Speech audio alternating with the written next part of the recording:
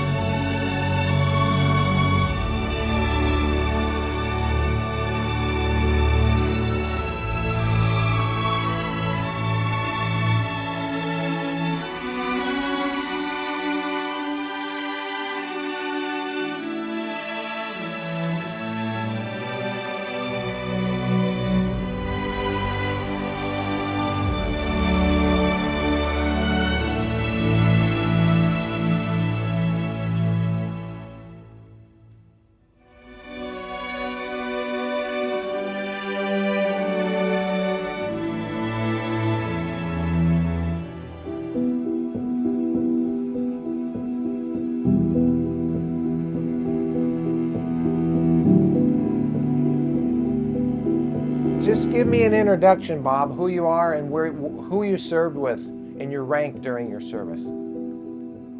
Well, I'm Bob Tucker, and I retired as a Master Sergeant in, I guess, 1970-something, 76.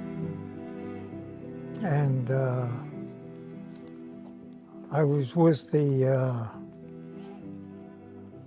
so I started out my career as far as going to Vietnam was from Langley Air Force Base. I got orders to go to Vietnam. We didn't know even where the hell that was. And we had to go down to the library and look it up. And it's true, you know, and, you know, so I went and ferried an airplane over because I was with the, what's called, 44th 40th Ferry Squadron out of Langley. And we ferried airplanes all over the world. And we had to fly three airplanes over there. One was a B-26. That was the first one that went into Nam. And then I took in some 123s. And You can just be looking at me, okay, for the oh, camera. okay. You're fine. Keep going. 123s and so on like that. And then I come back to the States, and that's when they give me a set of orders to go up to Tennessee for the C-130s. What you talked about Vietnam? What year was this? Ooh, Do you remember? I guess around 63, I guess. I'm not sure. Okay. My mind is not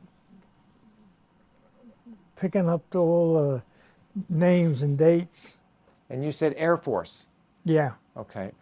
And did you enlist in the military then? You joined the military? Well, I enlisted. I went into the Navy, and I put a hitch in the Navy and got out because they give me some phone numbers in Texas to call them and find out where your next duty station was. Okay. And they says, I'm going to be going aboard a ship, sea duty.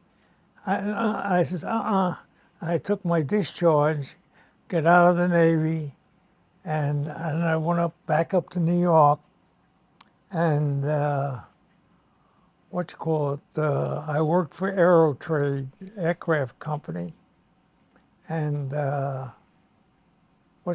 from there, I says, to hell with this. I'm not used to this. It was an English company that owned it. Okay. And they're very, you know, I don't know, you call it strict or crazy, but he'd stand up on the catwalk in the hangar, and he'd watch to see that the guys was working. And he followed the guys into the bathroom when they shouldn't have been in the bathroom. See, but he wanted them working on the airplane.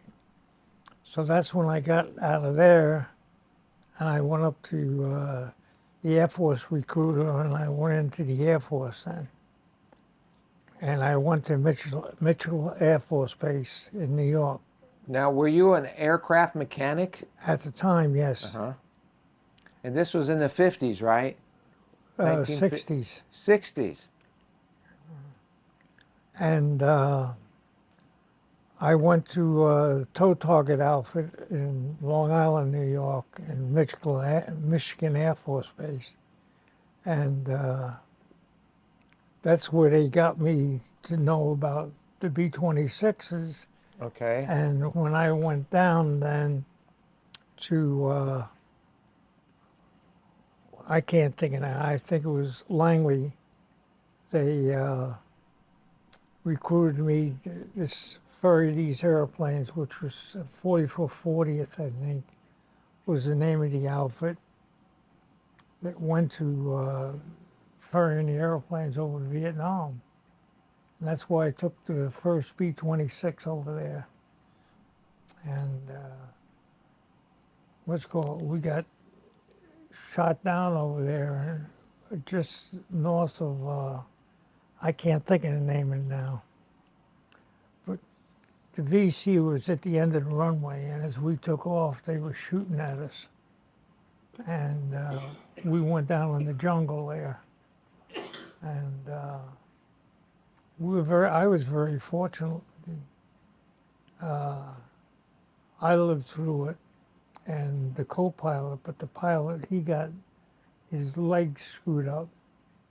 And by the time they got in to get him out, and recover the medics, it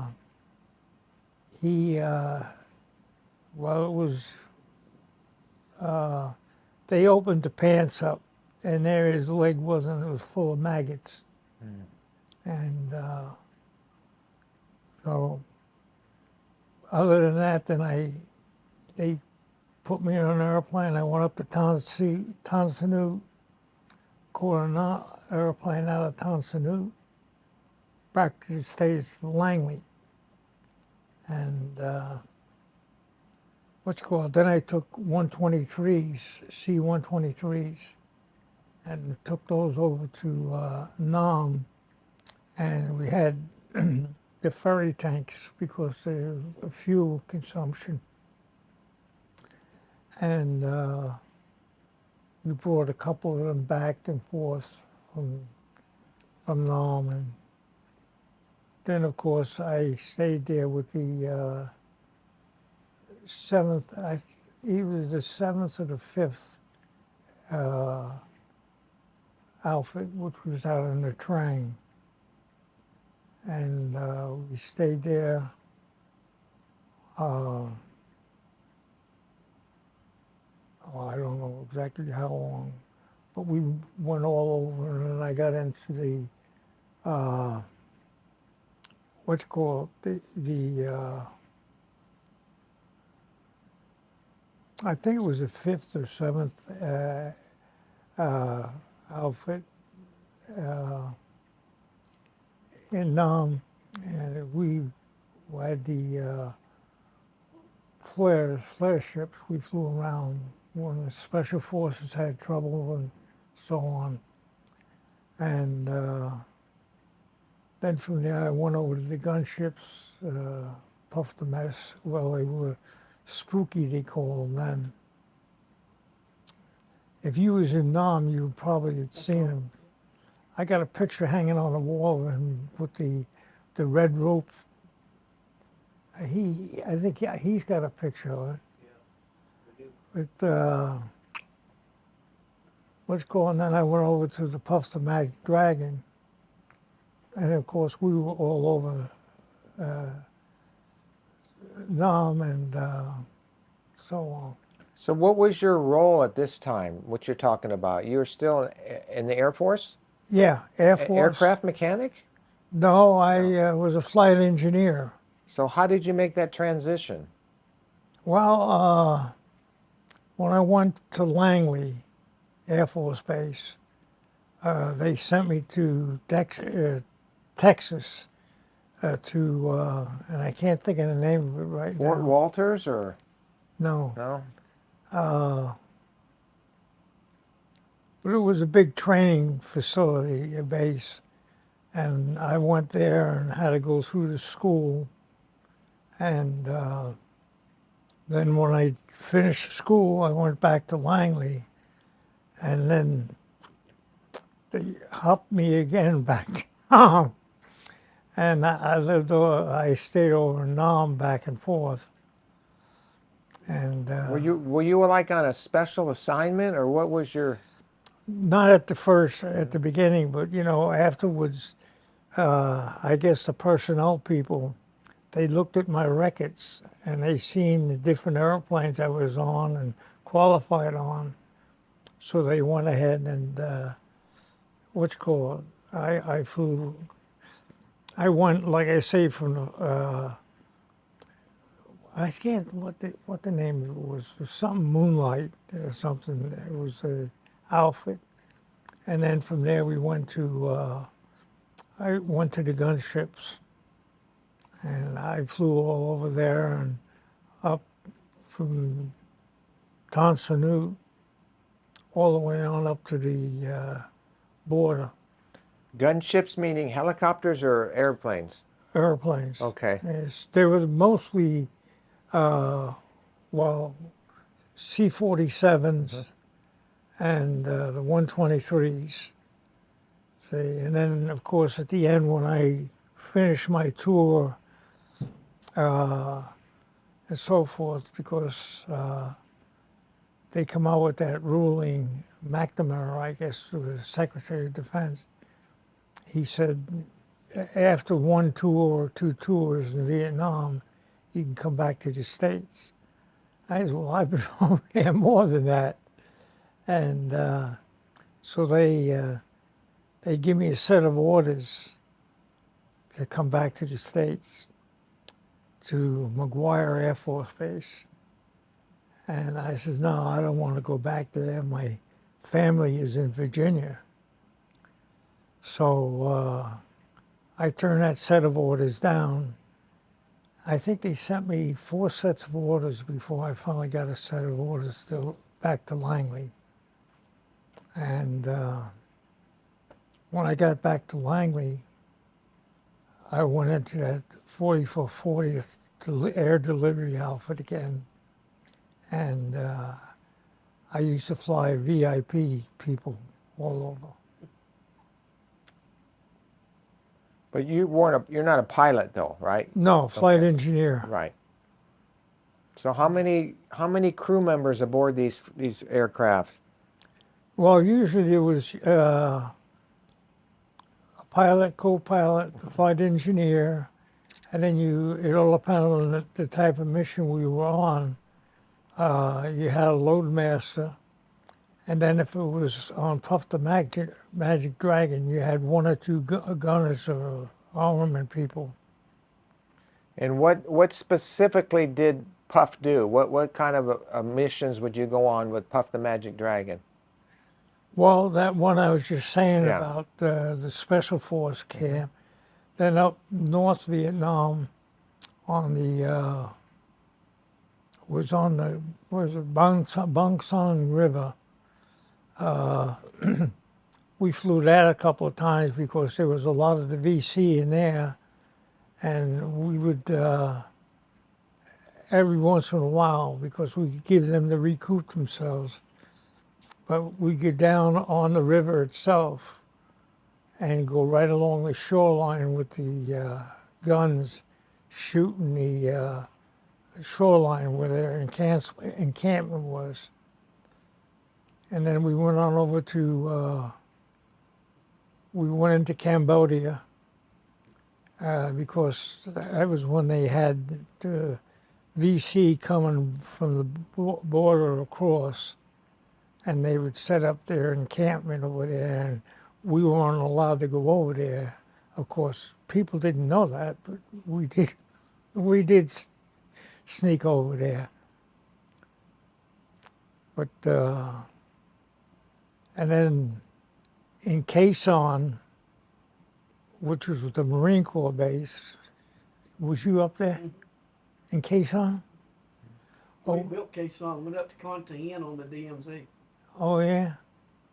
Well, we went up there a couple of times, but one time, and what happened? We were flying in, and they gave the altitude of the airplane and what, the course or the heading we were coming in, and the VC were listening on the radios. So when we got there, we taxied into the ramp, and the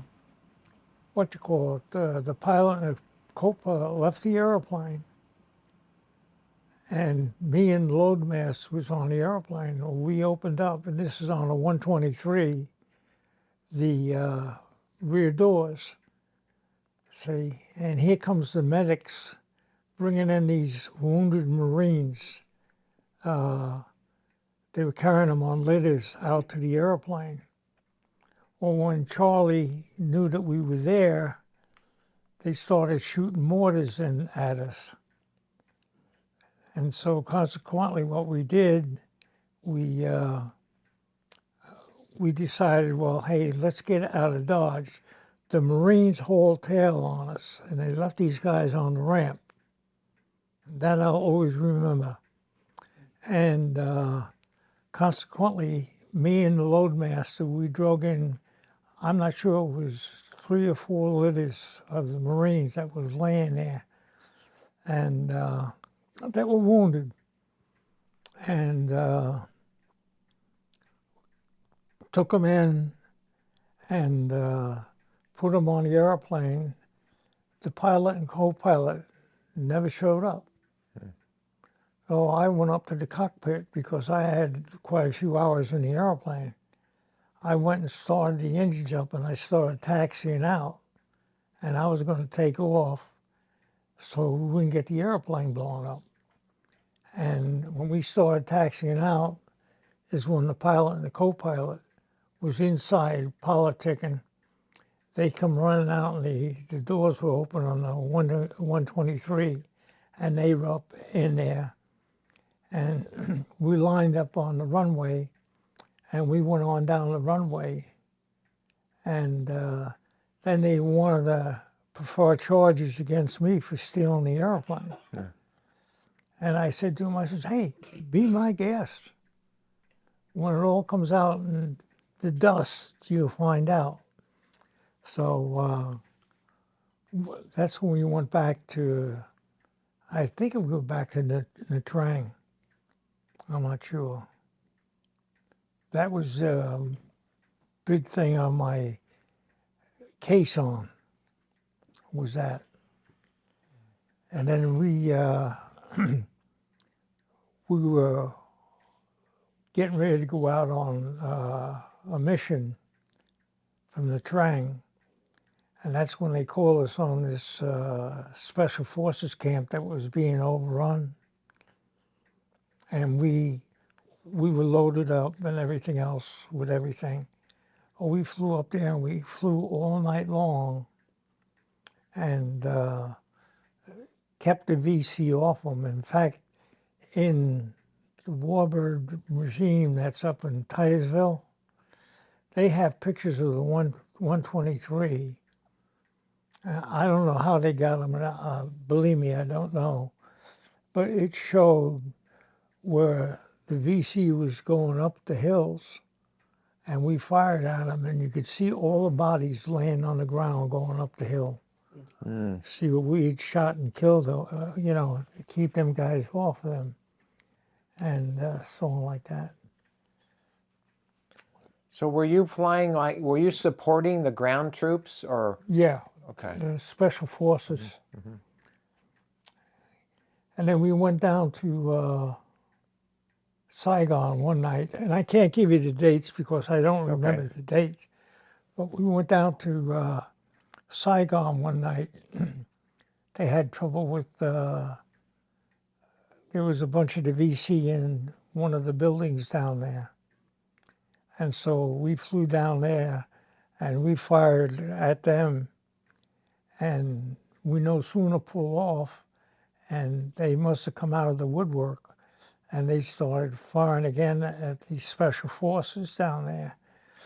So we did this a couple of times, and finally we got a call on the radio, and they called a call sign on the radio, and they answered them. And he said, this is Big Spooky, and or Super Spooky, I'm not sure. And he said, well, let us do a little bit of something. And come to find out, it was a C-130 gunship. And of course, they used a little bit more power than we had. And so we pulled off the site and let the C-130 get in there. And the last we heard, they demolished the building. They just blew the apart. Well, that was the end of that mission. And then, of course, we went back up to Nha Trang. And that's when they changed up in Nha Trang.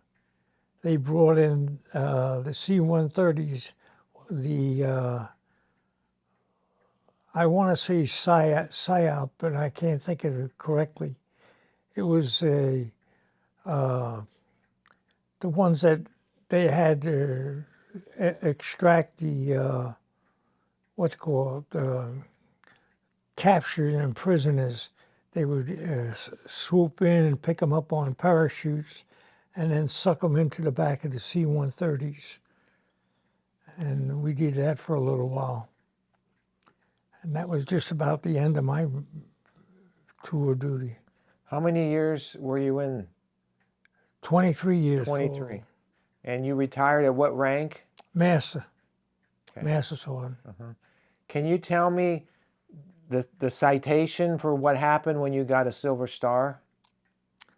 Tell me what happened that led to you getting. I think that was, now I stand to be corrected, but I think it's when we had, what's called, got the Marines out that time. Case on. Case on, yeah. See, I can't remember a lot of things, you know. That was 68. Old age creeps in.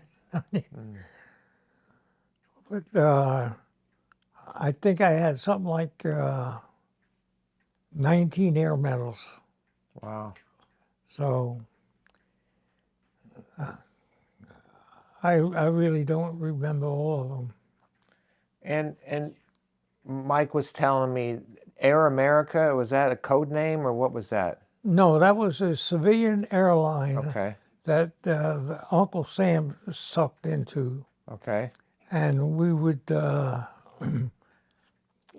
I say this in the spare time, it wasn't, but they would have us get a hold of us, and we'd go with Air America, and we would go to the different places there. It was all, you know, hush, hush, hush. You didn't talk about them, and so on. And that was all the way from the border, from Cambodia up to Thailand. So were these civilians and special forces on this plane or what? Civilians predominantly were all was handling, and the military, of course, flew them. Say, What was it? Mandarin Express. Mandarin Express. One of the flights. Okay. I don't remember. I can't recall it right offhand. I still have your crow's foot wrenches that you gave me. Oh, the what? The crow's foot wrenches. Oh, that you yeah, gave me. yeah. You know, my son-in-law, he took, when he was down here, he took that whole rollaway of tools of mine up back to Virginia. I hope he uses them. Well, I'd say there was close to $10,000 worth of tools in there. No. I mean, I had everything under the sun. General Westmoreland's Foot Locker is safe. Oh, well, I'm glad. I'm glad you're taking care of that because, oh, what's this? Oh my goodness. Oh, well, that's one of the Distinguished Flying Cross. Oh, like yeah, maybe the somehow you can DFC. get that scanned, that picture and stuff for me. The DFC. Wow, what that's it is. great. That was there, and then I think my wife was involved. She was there when they did that presentation. Yeah, I told Mike I'd like to get some pictures at some time. They can scan them and then they can email them to me of you. What's this she's handing you there now? Yeah. Yeah, that's my wife and me and one of the colonels. That Turn it to the camera. Turn it so I can see it in the camera. Sure. That's your wife, a colonel, and you. No, my wife was was my wife, and the colonel was the guy who gave me the Yeah, presenting the medal. that's a great picture. Yeah. That's for stealing the airplane. Yeah. Steal the airplane. Well, you know, you fly on those things, and thank you, hon. You fly so much of them in so many hours. In fact, I've got inside the Form 5, which is all your missions that you was on in your career, and it was all listed. And they gave me that when I retired. I've got it in the cabinet in the back. But I'm not sure it was 7,000 or 17,000 hours of airplanes. And you know, you learn after a while, you learn how to start the airplanes. You learn how you're right there in the cockpit for the landings, and so like that. And of course, you manage the fuel on the airplane and so forth. So, as I say, you get to know all that stuff. And then you had when we were flying across the Pacific and so on like that. You had the fuel. You had to watch the fuel, and you had dividers and with the points on them. So you go from one area to the other, and they taught us in school you had to have real sharp dividers because you could be, with just a needle alone, you could be 100 miles off, and then your airplane run out of gas. So this is what we did from the school. So is a flight engineer like a crew chief? Well, he's more than that. He's a step higher because he can fix the airplane. He can do all the adjustments on the fuel of in the airplane, and it all depends on whatever else mechanically would go wrong. You could do as a flight engineer. A crew chief, he did it if it was on ground support. They could call electricians or they could call hydraulic people or whoever else. But if you was airborne and you busted a hydraulic line or something like that, you could repair it. Chances are. And they teach you a lot of different things to do on the airplanes like that. Did you fly much after your service? I mean, commercially, did you fly much after? No, I mean, just even the commercial airlines, you didn't fly very much? no, just taking a trip or something with my wife. But that was all. I got away from my style and I went to work, like I say, with Aerotrade. And then from there, I went and I met this guy, become real good friends. And we were with United Virginia Bank, and he sucked me over there as a maintenance man for the banks up in Virginia and so on like that. And then I become what they call a property manager. And I was in I had my office in Norfolk, and I had 80-some branches of maintenance to take care of, and a crew. Do you remember, I think, did Mike do something for you where you were returning a favor when you gave him those wrenches? Wasn't there a conversation like he did something for you and you remembered it because you went up to him and said, "Do you remember me?" Well, 2 years later. yeah, I can't remember exactly how we met and so on like that, but I know over the period of the few years that we've known one another, Mike has helped me out, and I've stopped by and seen him, and a lot of the war relics, I give you whatever I had. Those are treasures, they're not relics. Huh? Those are treasures. Yeah. You still got the ammunition? Absolutely. Geez, Yep. don't tell nobody, because you see that happen to them one that were going down there to Haiti or so on, that woman and her husband with the bullets on the airplanes. Now, did I miss something in this interview so far? Did you work with the CIA? Well, it was Air America, which was then CIA. Okay. And a lot of the stuff we did back there was all hush-hush and didn't... Top secret, huh? Well, yeah. Yeah. They didn't want you to... Classified. Right. Yeah. Yeah, because, we went into one base, it was like a base. It was just an airstrip cut out. We went in there and dropped a bunch of ammunition and whatever have you, war stuff, military, and we left it there because they told us to leave it there. And then we took off and flew to regenerate and get another airplane load full. And by the time we got back, the load that we offloaded was gone. We never seen who took it or anything. It just disappeared into the jungle. So there's a lot of that stuff went on.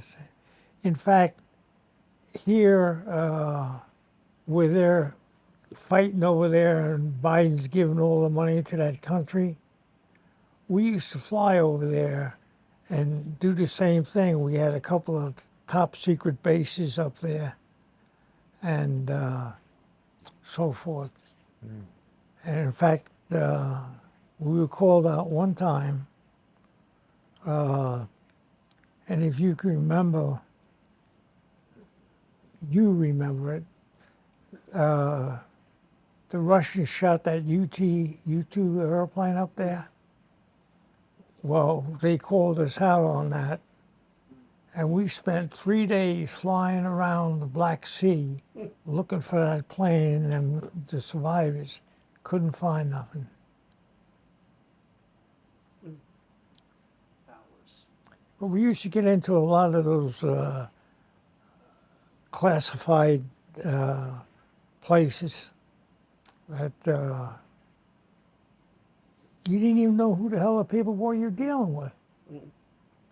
You know, you land, you offload. We took a plane load. We took a plane load of fire extinguishers as on a C-118. So I don't know if you know what it is, but you can get a lot of fire extinguishers in that airplane. And we landed out there in the middle of nowhere, and we dropped them off. They just told us to put them on the ramp. We put them on the ramp, and then they says, we'll go back to Adana, Turkey. We went back to Adana, Turkey, and we picked up groceries and stuff like that. And then we went back to the airplane, to the airport, or the field, and all those fire extinguishers were gone. You didn't even see them. And so they told us just leave the food on the ground. And that's what we did. So sometimes you don't question things like that.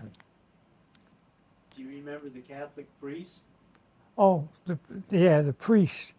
Yeah, we went down to this one, I can't think of the name of the town or where we were. But we went down there, we took some food down there, rice and stuff like that, down to one of the Special Forces camps. And while we were sitting there, to get ready to come back to Nha Trang, these 3 or 4 priests, you know, they got the white collar, you know, and they're all dressed up. And they wanted to ride back to Nha Trang.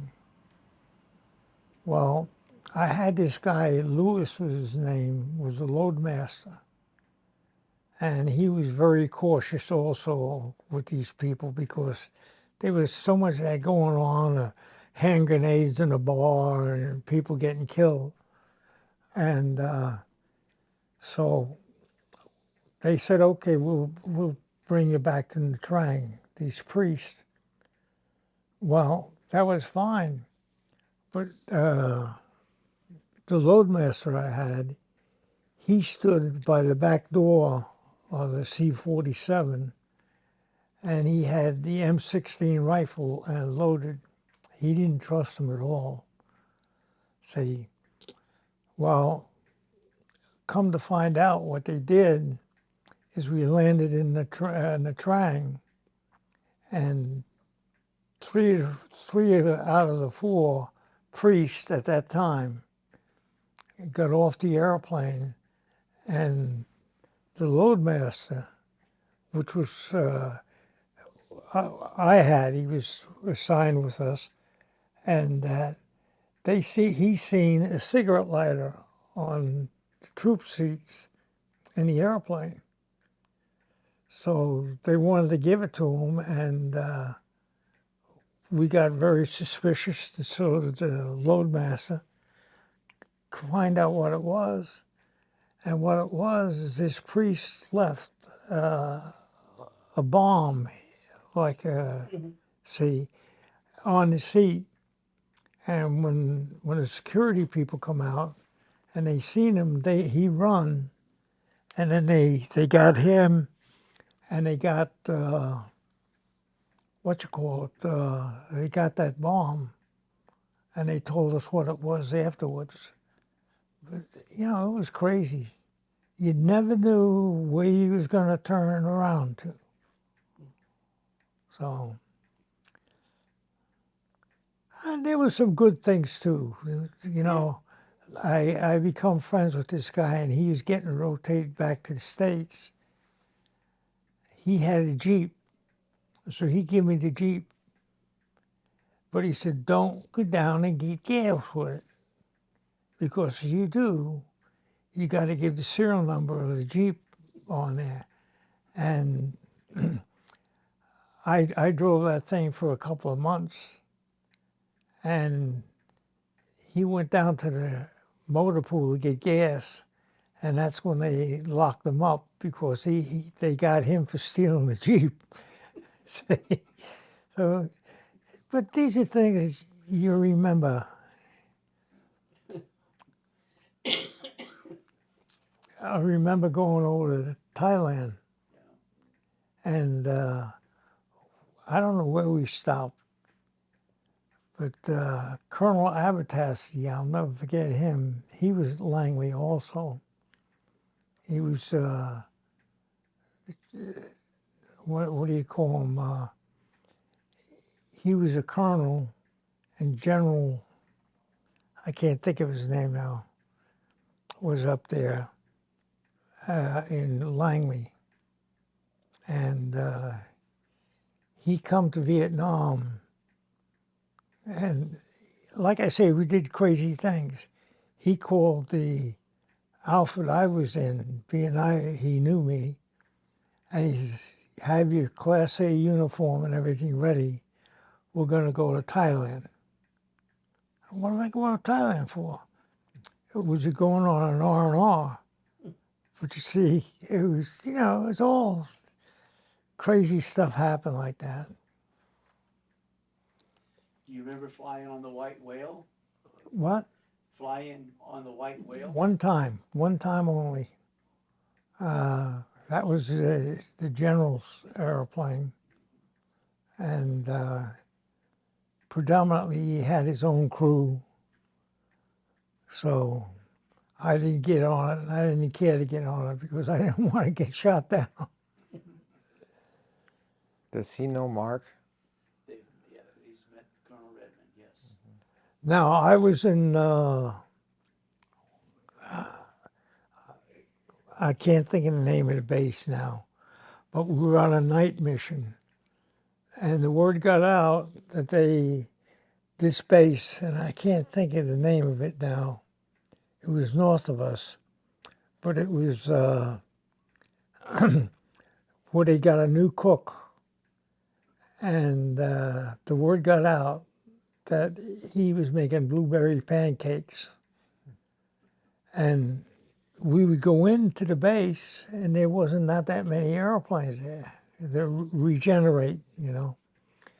And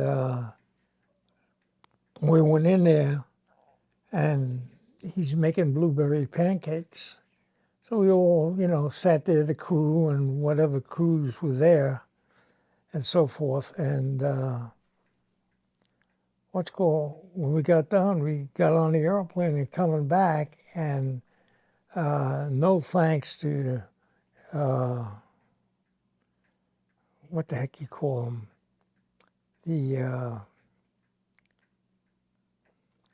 It would tell you where there was bad areas to fly in. Air traffic. Huh? Air traffic. Yeah, but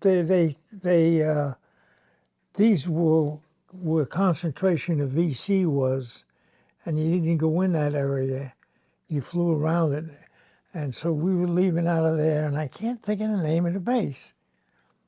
But we were heading on back home to Nha Trang because we had finished the night mission. And high shredded area, they call it. And there was a lot of ground fire. And they kept shooting at us as we were heading down, and we were not too far out of the Trang.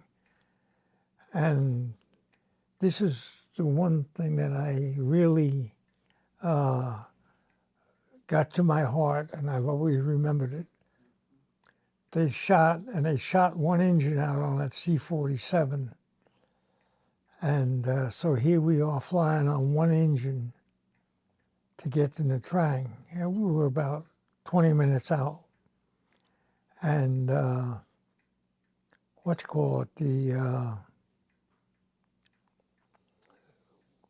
don't know, we were flying, and all of a sudden the pilot turns around and he says, "Hey, look over to the wind behind me."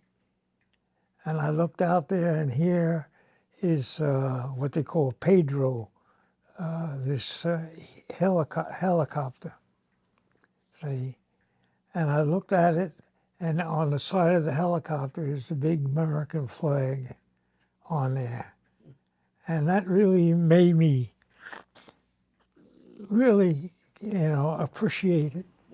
And they said, "Hang on, we're going to follow you right into Nha Trang." And they did. They followed us all the way in. And of course, on the C-47, once you land, you can't go nowhere because you only got one engine. See? So they followed us right on in. But that was, to me, and I've always remembered that. Mm. Remembering the flag on the side of that helicopter. That flag is wonderful. Huh? That flag is wonderful. Yeah. So But is there that- was a couple, go ahead, I'm sorry. the flag, is that the one at the museum? No, I think that one I got was from that other site The Merrimack, was it? where they were Merrimack was it? overrunning the Special Forces camp. Yeah. Where's this museum at? Merritt Island, across the river, Not too far. not far at all. No. So how old are you now, Bob? 60, my wife is 69, I think I'm 68. So I've been around a while. And of course, see, when I was in Turkey, Well, you're as old as me. huh?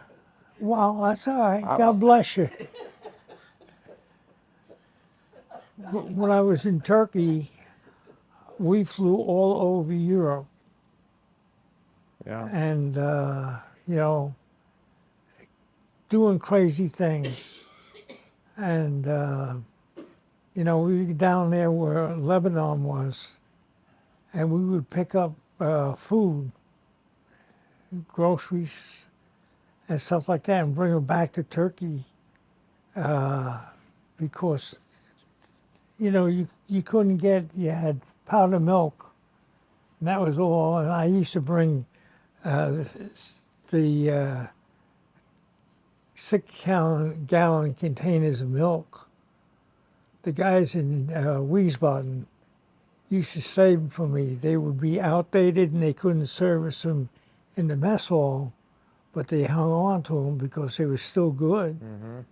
And I'd take them back to Turkey, and you'd be surprised the amount of guys that would meet me back there. And I'd get like orders from them. Each one of them wanted milk for their families. See, my kid was one of the few that had chocolate milk. I'd bring back chocolate milk for them. But that's what I did in Turkey. And of course, I was in Athens, Greece. I went down there because I don't know why I got sucked into these different assignments. But when the Turks and the Greeks were fighting, and they shot a couple of the airplanes, the Turk airlines down, or airplanes, and then they called us, good old Uncle Sam, to volunteer all our wonderful services. And we went down there, and here we landed, and alongside the runway is all these tanks and stuff like that. And I think if we would have blinked an eye, they would have shot us up. But we went down to pick up the Turkish pilots that were shot down to bring them back to Turkey, see, their bodies, and so on like that. So we got into, I tell you would be surprised. We got into, we got a call up to Ankara, Turkey. And we were supposed to pick up the first ambassador from Pakistan was up in Ankara, Turkey, and he died. Uncle Sam volunteered to bring him home. So we loaded the airplane up, and this you get a kick out of if you know anything about airplanes. But they loaded the airplane up, and here they had one of these coffins. It looked like the old, what the hell do they call them? Dracula type of coffins. See? And then they filled the whole airplane up with flowers.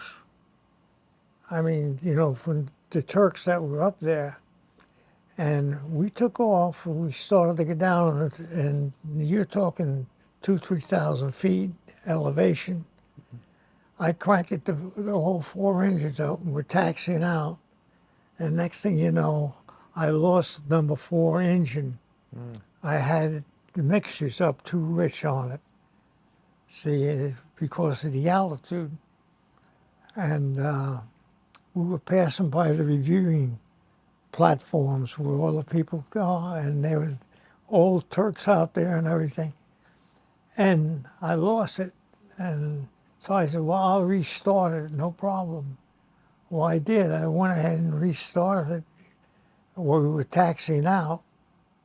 And when I did, I put too much mixture in there, and I kicked out, I bet you it was 20, maybe 30 feet of flames out the exhaust.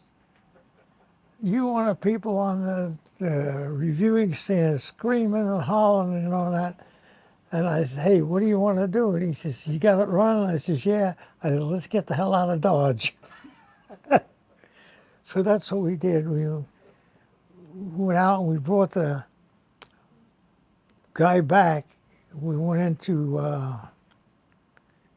Karachi, Pakistan. And then the pilot says, well, he calls and he says, what do you want us to do with the casket and the rest of this stuff? So they says, oh, well, we got to go over to West Pakistan. And the pilot says, no, we're not going over there because the 2 Pakistani countries was fighting one another. And they were known to shoot at aircraft. So we said, well, we're going to spend the night here. And you take the body back to West Pakistan, and we come off. But these are some of the experiences that I had.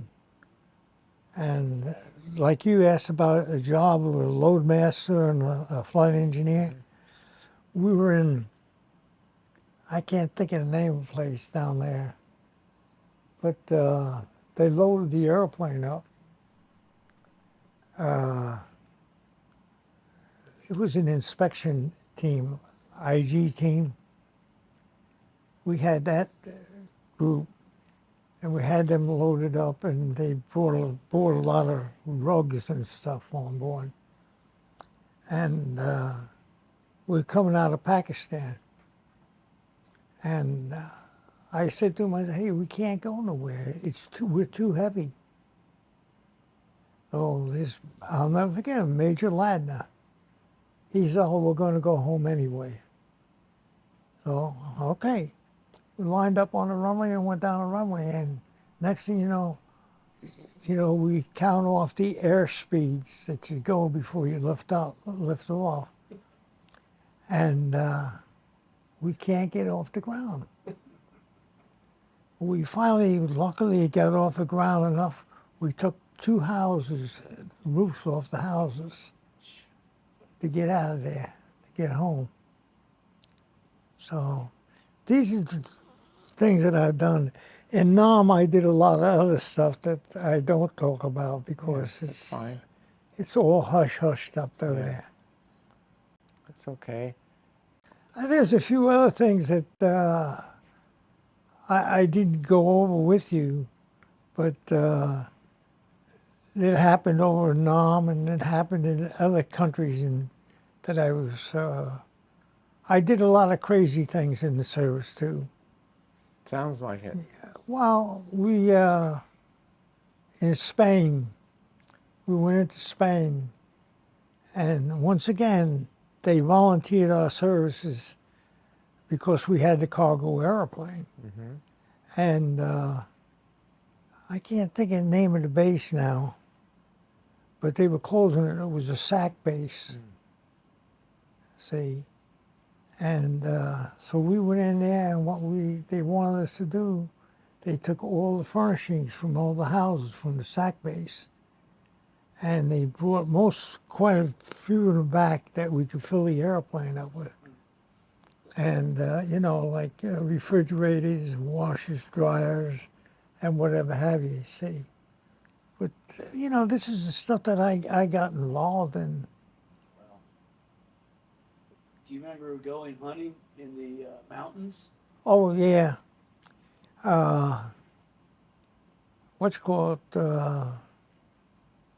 We went one time, the guys asked about it because we did a lot of hunting over in Turkey. And so a couple of the guys got together and said, hey, we're going to go down to Tarshish Forest, which is in the Bible. Yeah. And you go there and you go night hunting for wild boar. And the forest is what you got to be careful of because the Turks, they would go out in the forest at night and get firewood and bring it out of the forest. And so you had to be very, very careful. And that's where I shot one pig there. It was, I don't know how many 100 pounds. And brought him back. But we used to do a lot of that. And then the guys got together. And this is something I've always remember because growing up, I used to watch it. But they called and they said, hey, come on, we're going to go up on the Syrian border, see, and go hunting. So we got into the vehicle. There was, I guess, 4 of us or 5 of us. And we drove all that night to get up there. And when we got up there, they met us, the Turks and the Greeks there. And it was raining. So they said, well, we got your quarters here. What it was a shed with a mud roof. And they had a guy stay up there all night long, and where the would leak from the rain, he would beat the mud down again, and we slept in there. But the next day when they got us up, here we go up on the mountains, say, fighting these ibex, and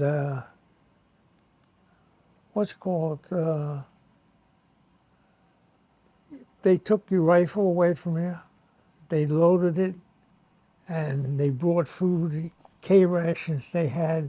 You didn't have to have no food, they had it all. You see?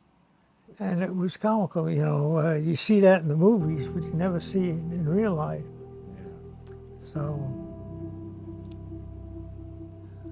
that's when I shot that ibex. I brought the horns back, and I had them in Virginia, but I had to get rid of them. You know, it's just too big.